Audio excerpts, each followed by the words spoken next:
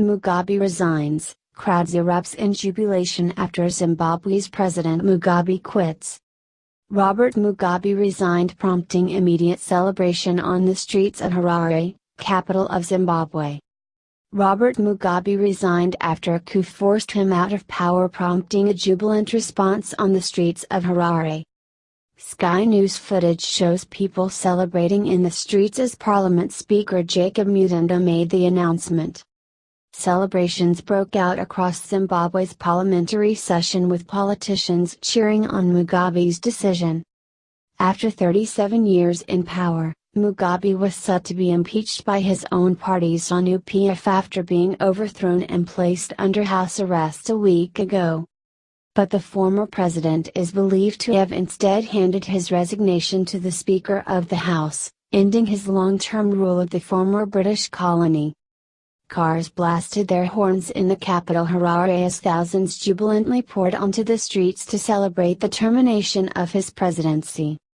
The leader of Zimbabwe's MDC party has called on Zimbabwe to embrace democratic elections. Speaking at African Unity Square in front of thousands of Zimbabweans, he said, "Now a democratic Zimbabwe is not going to be built by another undemocratic process. Now, continuation of ZANU-PF policies and ZANU-PF's character and culture must end. Let's have a free and a fair election." Mr. Mugabe is likely to seek refuge abroad after he resigned today, just as impeachment proceedings began in Zimbabwe.